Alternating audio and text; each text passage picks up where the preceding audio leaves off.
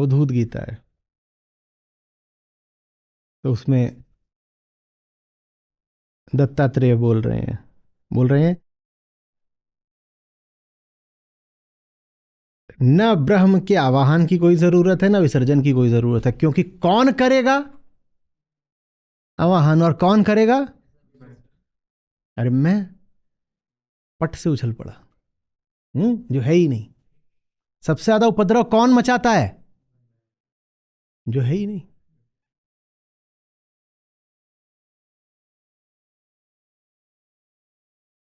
एक कक्षा में 30 बच्चे पढ़ते थे। और एक दिन वहां देखा जबरदस्त तोड़फोड़ है। बताओ किसने करी? 31वें ने, जो है ही नहीं। ये कौन है, इसका मतलब पता करना। जो होता नहीं है ना, वो बहुत विनाशकारी होता है। जब भी कहीं गड़बड़ हो रही हो, जान लेना वो कर रहा है जो है ही नहीं।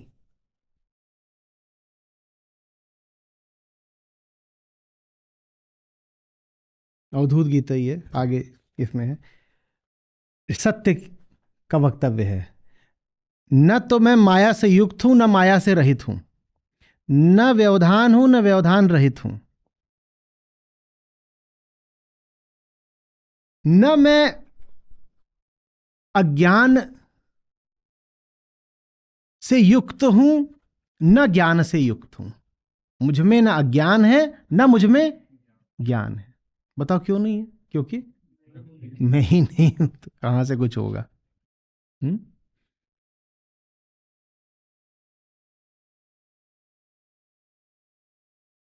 बताओ इसके अंदर क्या है?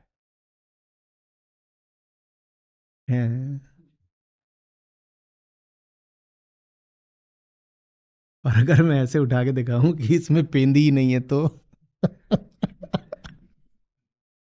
सबसे लिखवा लूंगा, बताओ इसमें क्या है। और फिर ऐसे उठा के दिखाऊंगा कि इसमें और जो हो सो हो, पेंदी नहीं है। अगर पेंदी ही नहीं है तो इसमें क्या हो सकता है? तो मैं ऐसा है, बताओ उसमें कुछ हो सकता है? कुछ भी नहीं। दिखाई नहीं पड़ता कि नीचे कुछ नहीं है, खाली है। और खाली है इसीलिए बड़ी लड़ाइयां करवाता है। सब लोग अपने अपने हिसाब से उसको भर देंगे ना। जो खाली है उसका क्या होगा? वो भरा जाएगा। सब अपने अपने हिसाब से भरेंगे। जब अपने अपने हिसाब से भरेंगे तो लड़ेंगे। अपूर्णता के साथ यही दिक्कत है ना। अपूर्णता का मतलब सब उसे अपने अपने तरीके से पूर्ण करेंगे। सब उसमें अपने अपने तरीके से कुछ जोड़ेंगे ताकि वो पूर्ण हो जाए। और जो तुम जोड़ घटाई करोगे, यही जोड़ घटाई से फिर लड़ाई बनेगी।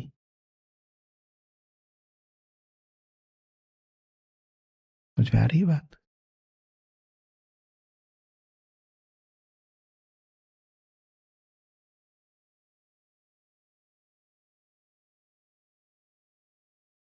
मुझ में न धर्म है, न पाप है, न बंधन है, और मोक्ष भी नहीं है। नहीं, यहां सब तो ठीक था। आप आज तक बताते आए कि बंधन बड़ी समस्या है, मोक्ष होना चाहिए। या आप आज क्या कहर ढा रहे हैं? मोक्ष को भी गिरा रहे हैं जी। क्योंकि जो मोक्ष अहंकार की परिभाषा से आता हो, वो मोक्ष मोक्ष नहीं है, वो अहंकार का ही दूसरा नाम है। जो मोक्ष मोक्ष की छवि जैसा हो, वो मुक्ति नहीं है, बंधन है।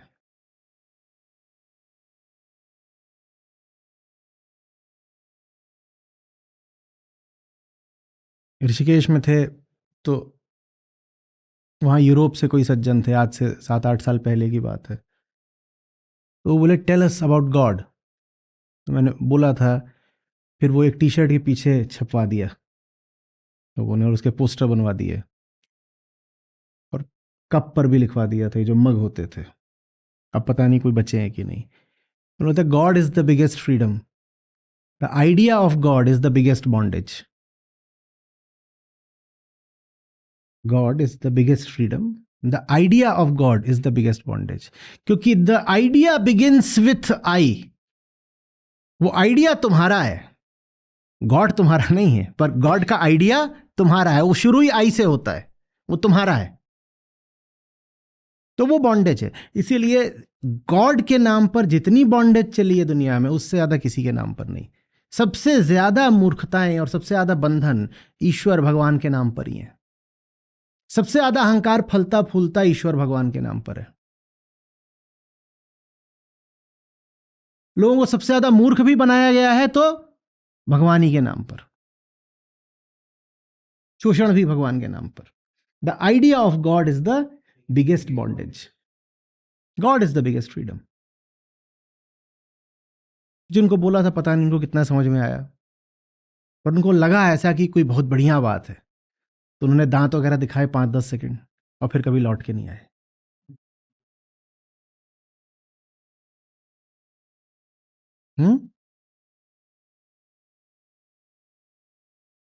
मुझे आ रही बात।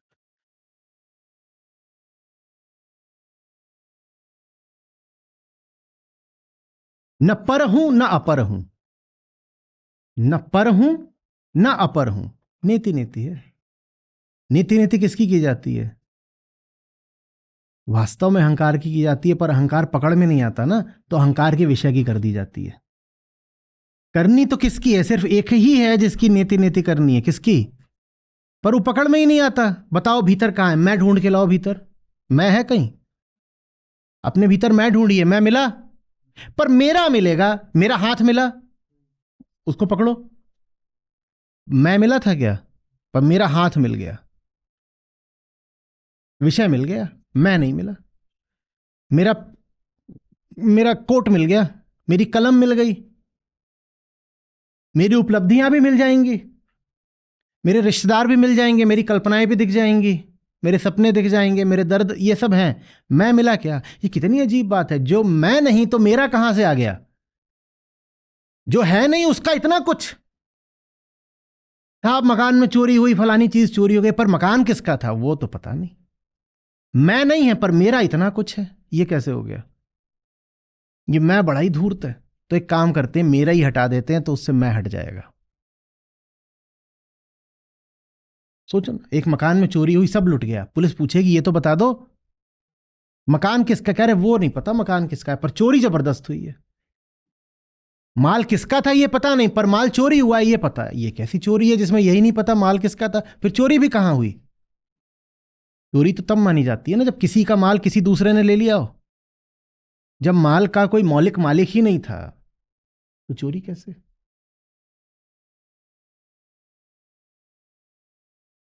पार्थ ये जीवित ही नहीं है, इन्हें तो मृत्यु क्या दोगे? समझ में आ रही बात? जिस माल का कोई मालिक ही नहीं है, वो माल अगर हट भी गया तो चोरी कहां हुई? हुई। ये 500 का नोट किसका है भाई? किसका है भाई?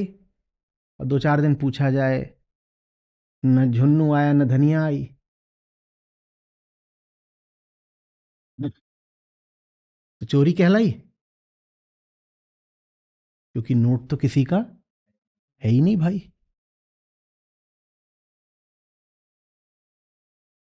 कितनी अजीब बात है कि मेरे होने से मेरा माल नहीं होता, मेरे माल के होने से मेरा निर्माण हो जाता है।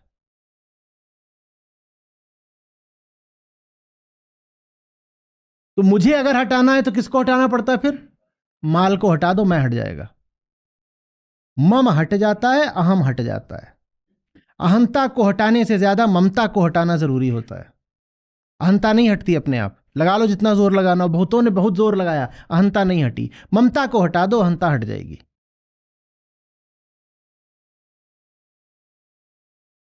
हम उल्टा सोचते हैं आमतौर पर, हम कहते हैं जब अहम हटेगा तो मम हटेगा। व्यवहार में ऐसा नहीं होता, व्यवहार में मम पहले हटता है।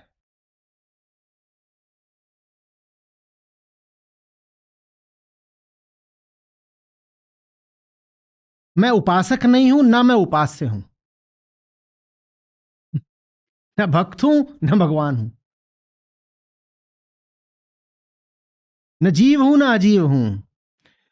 न शत्रु न मित्र न हितकर न अहितकर। मैं अशुद्ध नहीं हूं, मैं शुद्ध भी नहीं हूं। वही जो बात जो अभी नागार्जुन कह रहे थे, न शुचिता न अशुचिता, वही यहां पर दत्तात्रेय कह रहे हैं अवधूत गीता में, न शुद्ध न अशुद्ध, न शून्य रहित हूं न शून्य हूं, न पूर्ण हूं न शून्य हूं, न अचिंत्य हूं न चिंत्य हूं, न मैं कारण हूं न मैं कार्य हूं,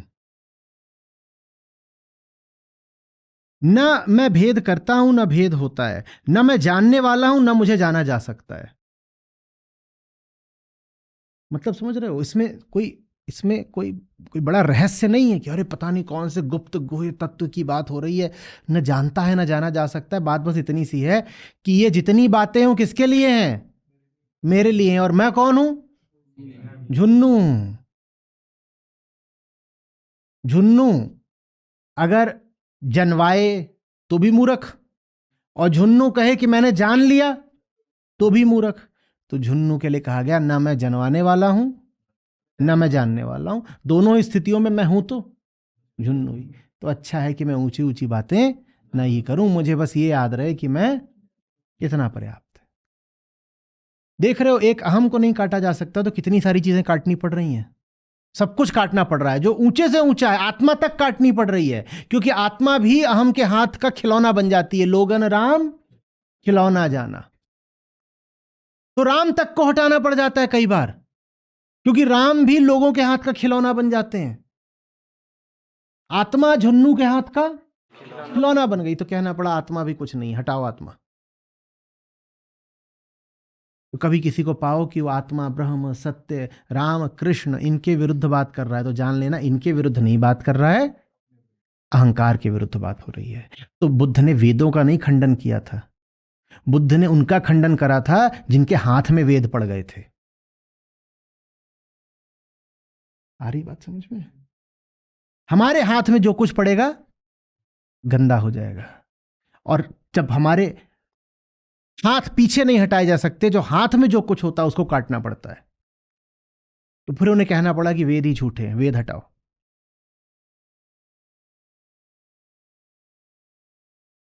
आ रही बात?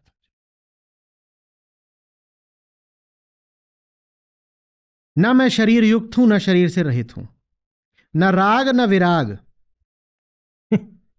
न सम न विषम। जो कुछ तुम सोच सकते हो, जितने जोड़े तुम्हारी बुद्धि में आ सकते हैं, सब जोड़ों को कह दूंगा सबका नकार, सबकी नेति नेति। न जितेंद्रिय हूं न अजितेंद्रिय हूं, न संयम न नियम, न जय न पराजय, न मूर्ति रहित हूं न मूर्तिमान हूं, आदि नहीं है अंत नहीं है मध्य नहीं है, न शुद्ध न शुद्ध।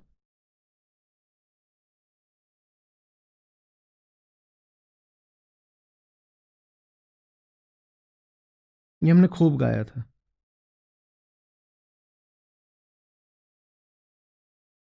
धुन किसको याद है? स्वरूप निर्वाणम, रूप निर्वाणम नामयो अहम, खूब गाया था।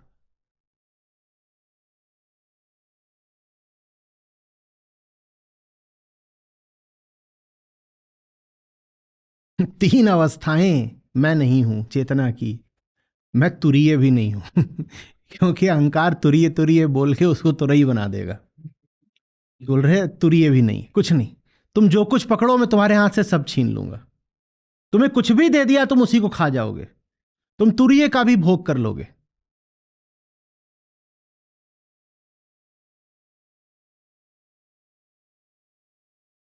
न असमाधि न समाधि, न योग न वियोग, न मैं मूर्ख न मैं पंडित, न मैं शब्दों में हूं न मैं मौन में हूं।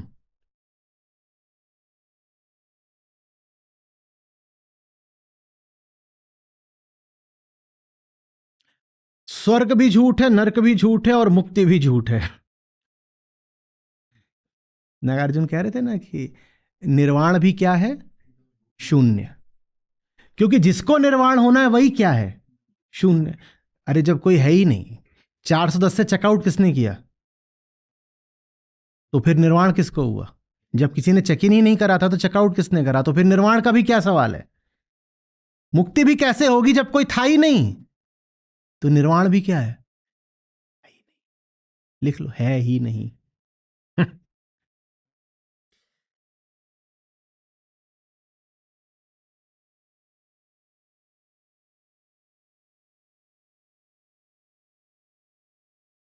न वेद हैं, न लोक हैं, न देवता हैं, न यज्ञ है, न वर्ण है, न आश्रम है, न कुल है, न जाति है, न दक्षिणायन है, न उत्तरायण है। जो कुछ भी झुन्नूलाल को लगता हो कि बड़ी धार्मिक बड़ी पवित्र बातें हैं, कुछ नहीं। सब हटाओ, सब व्यर्थ, सब मिथ्या, सब माया। न वेद है, न लोक है। लोक माने जब तमाम तरह के लोकों की बात होती है, ये लोक वो लोक, ऐसा लोक वैसा लोक, कोई लोक नहीं। न वेद है, न लोक है, न देवता है, न यज्ञ है, न वर्ण, न आश्रम, न कुल, न जाति, न दक्षिणायन, न उत्तरायण। कुछ लोग अद्वैत की इच्छा रखते हैं और कुछ लोग द्वैत की बात करते हैं। वे सभी लोग कुछ नहीं जानते हैं। क्योंकि सारी बातें करी किसने? मैं द्वैत बोलूं तो मूर्खता, और मैं अद्वैत बोलूं तो प्रचंड मूर्खता।